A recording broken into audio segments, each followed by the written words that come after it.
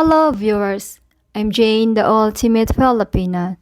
Today's episode is my response from a subscriber asking me why there are so many single Filipina moms in the Philippines and how hard is it to find a Filipina without kids. What makes the question more interesting to me is that a Filipino friend of mine who is a single mom and had a child by a Filipino father just got pregnant by a foreigner.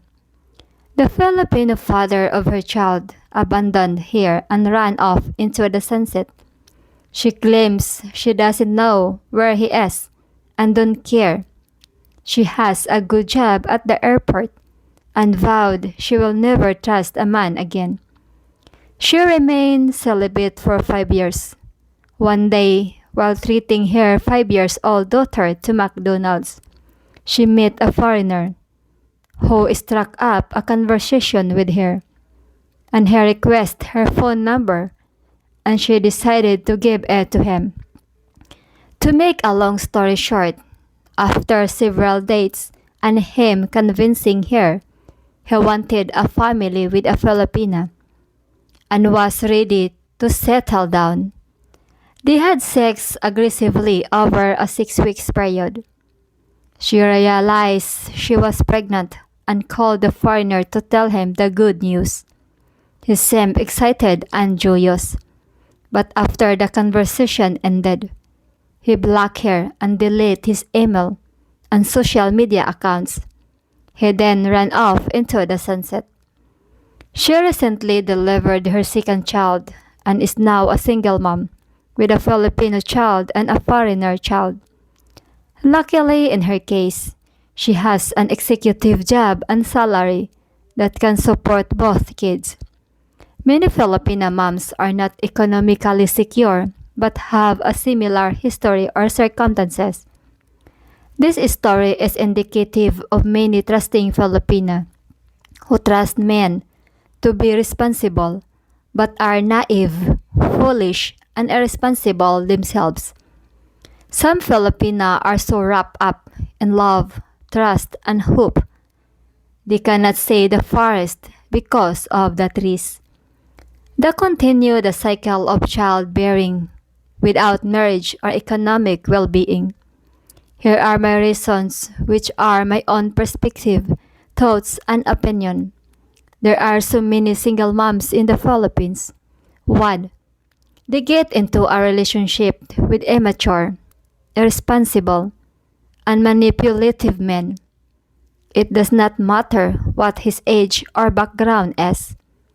A good example are men who have no financial discipline, ethics, and are incompatible with her, but she hopes the relationship will develop over time. 2. They engage in unprotected sex continuously. They never learn from past mistakes and get caught up in their emotions, feelings, hopes, and dreams of a family life. 3. Because abortion is illegal in the Philippines, they carry the child to term. Once they give birth, they stay in the relationship, and despite concrete proof he is irresponsible, continue unprotected sex, resulting in more children. 4. There is a macho culture in the Philippines that thinks it is acceptable to get a girl pregnant and live here. 5. Filipina have sex unprotected and before marriage because they think sex and pleasing the man or having his baby will improve their chance of marriage and family. 6. Abortion is illegal in the Philippines and the law actually forces for Filipina to have kids. They cannot afford to raise.